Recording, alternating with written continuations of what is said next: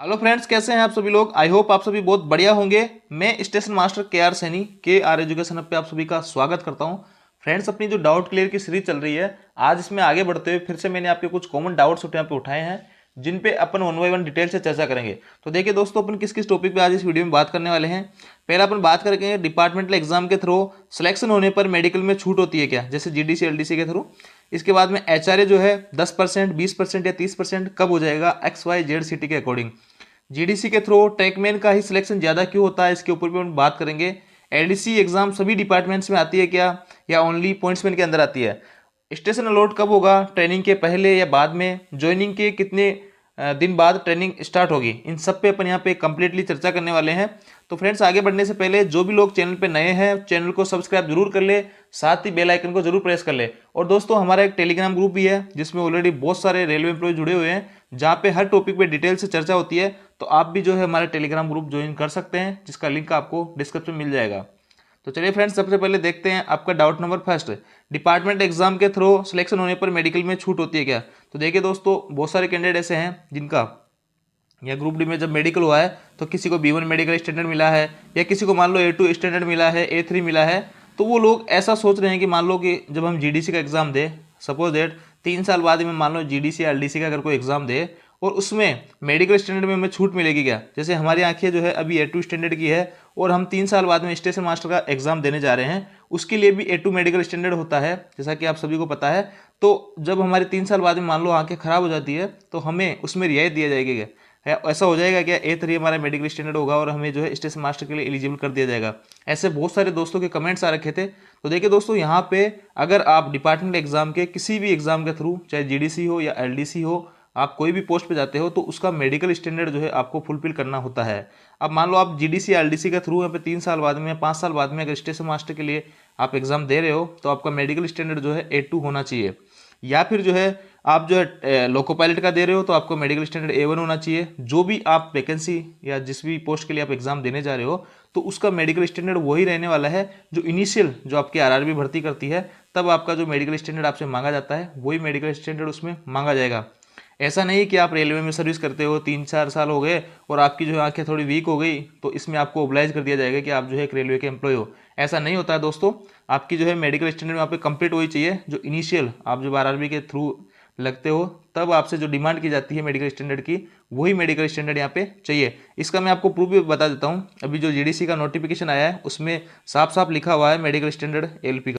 तो देखिए दोस्तों, ये जो है आपको नोटिफिकेशन दिख रहा होगा एनडब्ल्यूआर का जीडीसीई एग्जाम के लिए, और ये अभी लेटेस्ट ही नोटिफिकेशन आया है, जिसमें 238 पोस्टों पे एएलपी की वैकेंसी आई है। देख लीजिए दोस्तों, जीडीसी के एग्जाम के थ्रू आप जो है कितना इजीली यहाँ पे एएलपी बन सकते हो, और आप एक रेलवे के थ्रू, आरआरबी के थ्रू जब आते हो, तो वहाँ कितना कंपटीशन होता है। इस एग्जाम में ओनली आपके ग्रुप डी एम्प्लॉय बैठेंगे, और 238 जो पोस्टें होती है बहुत होती है दोस्तों एक जोन के अंदर। एनडब्ल्यूआर के अंदर आपके 238 पोस्टें बहुत होती है। इसमें आपका बहुत इजीली सिलेक्शन हो जाएगा। और इसमें देख लीजिए, आप जो सेलेक्ट, आपका जो मेडिकल स्टैंडर्ड मांगा गया है वो A1 मांगा गया है, जो कि आरआरबी जो आपका एग्जाम करवाती है, तब भी आपसे A1 ही मेडिकल स्टैंडर्ड मांगा जाता है। और यहाँ जीडीसी में भी आपसे जो A1 मेडिकल स्टैंडर्ड ही मांगा है। और दोस्तों, यहाँ पे जो है इस ट्रेड से अगर आपने आईटीआई कर रखी है, तो आप यहाँ पे भर सकते हो इसका फॉर्म। और डिप्लोमा आपके पास में हो, ये मैकेनिकल, इलेक्ट्रिकल और इलेक्ट्रॉनिक्स का, इनका तो आप भर सकते हो। या फिर जो ऑटोमोबाइल में आपकी इंजीनियरिंग की हुई, तो आप इसका फॉर्म डाल सकते हो। अब दोस्तों, इसी में जो है एक आपका डाउट है कि सर सेम ग्रेड के लिए हम एग्जाम दे सकते हैं क्या जीडीसी का। तो देखिए दोस्तों, सेम ग्रेड के लिए आप एग्जाम दे सकते हो जीडीसी का, लेकिन इसमें एक कंडीशन है। आप जो है मान लेते हैं कि आप सेफ्टी कैटेगरी में आते हो, तो सेफ्टी से अगर आप नॉन सेफ्टी में जा रहे हो जीडीसी का एग्जाम देके, तो इसको आप नहीं दे सकते हो, मतलब सेम लेवल में नहीं दे सकते हो। और अगर आप जो है नॉन सेफ्टी कैटेगरी से सेफ्टी कैटेगरी के लिए एग्जाम दे रहे हो, तो आप इसका फॉर्म भर सकते हो, और सेफ्टी टू सेफ्टी भी आप जो है सेम लेवल में जा सकते हो। कहने का मतलब सीधा सीधा यह है कि मान लो आप लेवल 3 के अंदर किसी पोस्ट पे हो सेफ्टी कैटेगरी में, और आप जो है नॉन सेफ्टी कैटेगरी में जाना चाह रहे हो जीडीसी के थ्रू, तो आप नहीं जा सकते हो सेम लेवल पे। अब मान लेते हैं कि आप जो है यहाँ पे सेफ्टी में हो और सेम लेवल पे सेफ्टी में जाना चाह रहे हो, तो आप इसमें जा सकते हो। दूसरा, आप एक नॉन सेफ्टी पोस्ट में काम कर रहे हो और आप सेफ्टी वाली किसी पोस्ट में जाना चाह रहे हो सेम लेवल के अंदर, तो इस कंडीशन में भी आप जो है एग्जाम दे सकते हो, सेम लेवल के लिए आप एग्जाम दे सकते हो। तो ये बात जो है साफ साफ यहाँ पे लिखी गई है, non safety to safety category post as well as safety to safety category same level में जा सकते हैं। इसके अलावा भी सारे कुछ जो है इसमें आपको दिए हुए हैं, जो भी इसकी शर्तें हैं, इस पीडीएफ को मैं टेलीग्राम ग्रुप में भेज दूंगा, वहाँ जाके आप देख सकते हो, सारा कुछ डिटेल से इसमें पढ़ सकते हो, सारी कुछ जो एलिजिबिलिटी कितनी रहनी चाहिए, क्या एज है, सारा कुछ में लिखा हुआ है। अब दोस्तों बात करते हैं डाउट नंबर सेकंड की कि एचआरए जो है 10%, 20% या 30% कब हो जाएगा एक्स वाई जेड जो क्लास सिटी होती है उसके अकॉर्डिंग। अभी जो है अपना एचआरए 9%, 18% और 27% है। ये जो है जेड क्लास सिटी में है, वाई क्लास सिटी में है और ये एक्स क्लास सिटी में है। दोस्तों ये जो है पहले इनिशियल 8%, 16% और 24% एचआरए था, उसको बढ़ा के 9 और 18 और 27 किया गया। ये दोस्तों जब आपका डीए जो है बढ़कर 25% हो जाता है, इनिशियल 0 से 25 तक हो जाता है, तो आपके एचआरए में 1% की बढ़ोतरी कर दी जाती है। तो जब 25% हुआ डीए तो 8 से बढ़ा के यहाँ पे 9 कर दिया गया, 16 से बढ़ा के 18 कर दिया और यहाँ पे 24 से बढ़ा के 27 कर दिया। इसी प्रकार जब एचआरए जो है 50% हो जाएगा तो ये जो 9% डीए है उसको 10 कर दिया जाएगा और जो 18% है उसको 20% कर दिया जाएगा, 27% वाले को यहाँ पे 30% कर दिया जाएगा। कहने का मतलब यहाँ पे जैसे 50% डीए होगा तो आपका जो एचआरए है 10%, 20% और 30% के हिसाब से यहाँ पे मिल जाएगा। और ये जो परसेंटेज है आपकी एक्स वाई जेड और क्लास की सिटी के अकॉर्डिंग मिलते हैं। इसके बाद में दोस्तों बात करते हैं जीडीसी के थ्रू ट्रैकमैन का ही सिलेक्शन ज़्यादा क्यों। देखिए दोस्तों मैंने यहाँ पे एक वीडियो बनाया था ट्रैकमैन की जॉब प्रोफाइल के ऊपर, जिसमें काफ़ी सारे दोस्त बोल रहे हैं कि सर वीडियो में काफ़ी सारी नेगेटिविटी है। तो देखिए दोस्तों यहाँ पे आपको सच्चाई पता होनी चाहिए, आप जिस जॉब पे लग रहे हो उसकी रियलिटी क्या है, उसमें आपको क्या काम करना है। आज नहीं, आप जब जॉब लग जाओगे तब आपको पता लगेगी वो चीज़ें, तो इससे बेहतर आपको पहले ही पता लग जाए। और दोस्तों मान लो अभी आपको पता लग गई सारी चीज़ें, तो आप उस जॉब को ज्वाइन करो मत करो आपकी मर्जी है। वैसे इतनी बुरी भी जॉब नहीं है। और दोस्तों साथ ही जो है आपको बाद के अंदर ये मलाल नहीं रहेगा कि यार हमें पहले पता नहीं था इस जॉब के बारे में। ये जॉब इतनी भी खराब नहीं है। और यहाँ पे जो सबसे ज़्यादा सिलेक्शन होते हैं जीडीसी के थ्रू वो होते हैं आपके ट्रैकमैन के। ये बिल्कुल मैं सही बोल रहा हूँ दोस्तों। मैं गंगानगर जंक्शन पे 5 साल पोस्टिंग की, तो मैंने जितने जानकार जो जीडीसी एलडीसी के थ्रू यहाँ पे एग्जाम में क्लियर किए थे, उसमें जीडीसी में जो ज़्यादा से ज़्यादा कैंडिडेट जो थे वो ट्रैकमैन से आए थे। यहाँ तक कि गंगानगर के अंदर 6 सीनियर सीसीटीसी आए थे, उनमें से 5 जो थे वो गैंगमैन से थे और जो सीसी कलर का आया था गंगानगर में वो भी गैंगमैन के थ्रू आया था। और मैं दोस्तों ऐसे स्टेशन मास्टर को भी जानता हूँ, एएलपी को भी जानता हूँ और सीनियर सीसीटीसी को भी जानता हूँ। मैक्सिमम ऐसे लोग जो है मेरी जानकारी में ट्रैकमैन वाले ही जो है जीडीसी के एग्जाम के थ्रू ज़्यादा लगे हैं। इसका रीज़न मैं आपको बताता हूँ। आप सभी को पता है दोस्तों इसकी ट्रैकमैन की जो जॉब प्रोफाइल है उसका मैंने वीडियो बनाया था, आप सभी को पता है। ये जो जॉब है एक रेलवे के सच्चे सिपाही होते हैं, इनके बिना रेल जो है एक कदम तक नहीं चल सकती है। इसलिए ये लोग जो है मैं खुद इनकी बहुत ज़्यादा रिस्पेक्ट करता हूँ। हालांकि इनका काम जो है थोड़ा सा हार्ड है, लेकिन एक अच्छी बात ये दोस्तों इस काम में है कि आप जो है ग्रुप में काम करोगे। मान लो ट्रैक पे अगर काम करोगे तो ग्रुप में काम करोगे, और गेट पे अगर ड्यूटी लग रही है तो गेट पे वैसे जैसे पॉइंट्समैन ड्यूटी करता है वैसे आपको ड्यूटी करनी है। थोड़ी सी ड्यूटी जो हार्ड पड़ती है वो आपकी पेट्रोलिंग की पड़ती है। बाकी आप जो है ग्रुप में काम करोगे सभी लोग, तो 20-30 लोग काम करते हैं, उनमें से कोई काम कर रहा है, कोई नहीं कर रहा है, कोई मस्ती कर रहा है, कोई थोड़ा बहुत कर रहा है और बीच में 2-3 घंटे रेस्ट कर रहे हैं। ऐसा मतलब हल्का फुल्का काम इसमें चलता रहता है। कोई काम कर रहा है कोई नहीं कर रहा, निकल जाता है। आप सभी को पता है ग्रुप में 20-30 लोग जब काम करते हैं तो कैसे काम होता है। तो इतना बहुत ज़्यादा भी हार्ड वर्क नहीं होता है इसमें, लेकिन पेट्रोलिंग वगैरह का काम है। इससे लोग क्या है ना, ट्रैकमैन वाले जल्दी से जल्दी निकलना चाहते हैं। तो ये लोग जो है इनमें एक अलग से एनर्जी होती है। ये दिन भर काम करने के बाद भी बहुत मेहनत कर लेते हैं ये लोग। और जो पॉइंट्समैन वगैरह में और किसी जॉब में होते हैं वो जनरली क्या करते हैं कि उनको ऐसा लगता है कि यार ये जॉब ठीक है, अपने आराम से पढ़ लेते हैं जितना पढ़ना है। ये लोग इनको जो है ट्रैकमैन वालों को उनको जल्दी से जल्दी निकलना होता है, तो ये चीज़ जो है इनको एक अलग से एनर्जी देती है। तो ये लोग बहुत मेहनत करने के बाद में ट्रैक के ऊपर बहुत मेहनत करने के बाद भी पढ़ाई अच्छी करते हैं। और दोस्तों मैं दावे के साथ कह रहा हूँ आप सभी लोगों को, झूठ नहीं बोल रहा हूँ, जीडीसी के थ्रू सबसे ज़्यादा जो है ट्रैकमैन का यहाँ पे सिलेक्शन होता है। हम बहुत सारे स्टेशन मास्टर सभी पोस्टों में मैं ज़्यादा से ज़्यादा लोगों को ऐसे जानता हूँ जो जीडीसी के थ्रू जो है ट्रैकमैन ही ज़्यादा सिलेक्शन लेके गए। और उनको जो एक एक्स्ट्रा एनर्जी होती है कि मेरे को इस जॉब से निकलना है जल्दी से जल्दी, वो उनको जो यहाँ पर पढ़ने के लिए मजबूर करती है और वो लोग जो है जल्दी से जल्दी यहाँ पे सिलेक्शन ले जाते हैं इसके अंदर। तो बहुत इसमें आप जो निराश ना हो, आपको अगर जॉब मिली है तो दोस्तों आप सभी को पता है कितनी बेरोजगारी है। आप इस जॉब को ज्वाइन कीजिए और इसके अंदर आप मेहनत कीजिए, बहुत कम टाइम में जो आप जीडीसी के थ्रू किसी अच्छी पोस्ट में पे निकल जाओगे।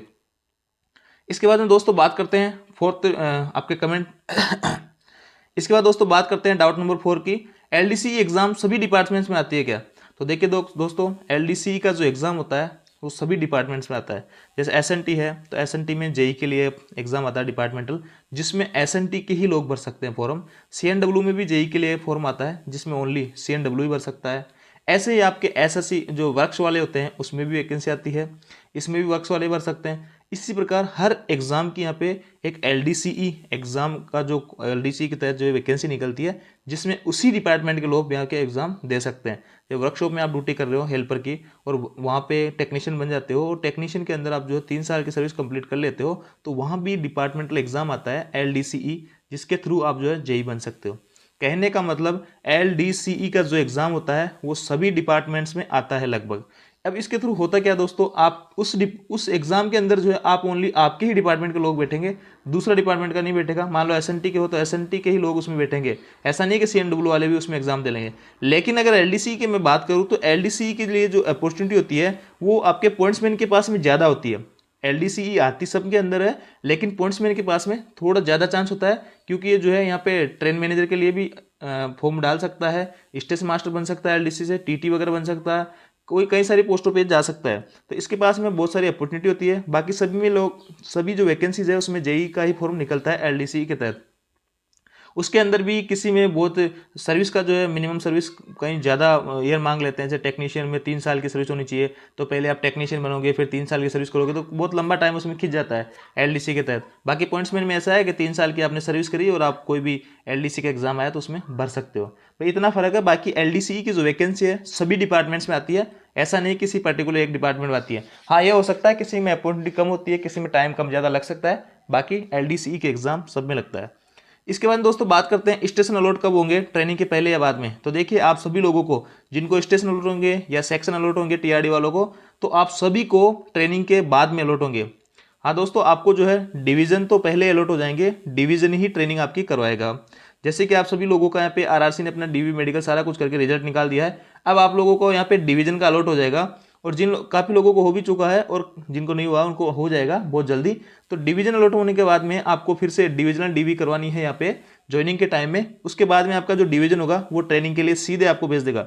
पहले स्टेशन अलॉट नहीं करेंगे, पहले आपकी ट्रेनिंग हो जाएगी, उसके बाद में फिर से आप जो है अपने स्टेशन पे जो भी आपका डिविजनल हेडक्वार्टर है वहाँ पे रिपोर्ट करोगे। वहाँ से फिर आपको joining time waiting for order के अंदर रखेंगे 10-15 दिन, जिसमें आपकी सैलरी भी चालू रहेगी। उस टाइम में आपको जो स्टेशन अलॉटमेंट का काम है वो किया जाएगा। जिनको स्टेशन अलॉट होना है वो स्टेशन अलॉट होंगे, जिनको सेक्शन अलॉट होने हैं उनको सेक्शन अलॉट होंगे। तो इस प्रकार आपका जो स्टेशन का अलॉट होगा वो ट्रेनिंग के बाद में होगा। इसके बाद में दोस्तों बात करते हैं ज्वाइनिंग के कितने दिन बाद ट्रेनिंग स्टार्ट होगी। तो देखिए दोस्तों, ये जो है डिपेंड करता है आपके जो डिवीजनल हेडक्वार्टर होता है उसके ऊपर, आपके डिवीजन के ऊपर कि आपकी जो है ट्रेनिंग कितनी जल्दी करवाए, या जो ट्रेनिंग इंस्टीट्यूट होता है उसके ऊपर भी डिपेंड करता है कि उसकी कैपेसिटी कितनी है, कितने कैंडिडेट्स को जो है वो एक साथ ट्रेनिंग करवा सकता है। और यहाँ पे ग्रुप डी के अंदर सभी लोगों की ट्रेनिंग नहीं होगी, मैं आपको फिर से बता देता हूँ। बहुत सारी जैसे कि आपके हेल्पर है, इसमें वर्क्स में हेल्पर है या वर्कशॉप में हेल्पर है, इन सब लोगों की यहाँ पे ट्रेनिंग नहीं होती है। SNT वाले हेल्पर की तो ट्रेनिंग होती है। बाकी कई सारी पोस्टें ऐसी है ग्रुप डी के अंदर जिनकी ट्रेनिंग नहीं होती है, उनको यहाँ पे डायरेक्टली पोस्टिंग दे दी जाती है। तो जिनकी ट्रेनिंग होगी उनकी पहले ट्रेनिंग करवाएंगे, और जिनकी ट्रेनिंग नहीं होगी उनको डायरेक्ट यहाँ पे पोस्टिंग दे दी जाएगी। अब दोस्तों ट्रेनिंग में थोड़ा कम ज़्यादा टाइम यहाँ पे लग सकता है, हो सकता है आपके ट्रेनिंग इंस्टीट्यूट में जगह नहीं हो, और यहाँ पे कई सारे आपके जो RRC है या डिवीजन है उन्होंने यहाँ पे ट्रेनिंग का शेड्यूल भी जारी कर दिया है। तो बहुत जल्दी आप लोगों की यहाँ पे ट्रेनिंग स्टार्ट होने वाली है, और हो सकता है दोस्तों ज्वाइनिंग के तुरंत बाद ही आपकी ट्रेनिंग स्टार्ट हो जाए, और हो सकता है कुछ गैप यहाँ पे लग जाए 10-15 दिन का या 1-2 महीने का। ये डिपेंड करेगा डिवीजन के ऊपर और आपके ट्रेनिंग सेंटर पे। तो आई होप दोस्तों ये जो जानकारी है आप सभी लोगों को अच्छी लगी होगी। अगर जानकारी आपको अच्छी लगी हो तो वीडियो को लाइक करें, दोस्तों के साथ शेयर जरूर करें, और दोस्तों ज़्यादा से ज़्यादा दोस्तों के साथ शेयर करें और चैनल को सब्सक्राइब करें। Thank you.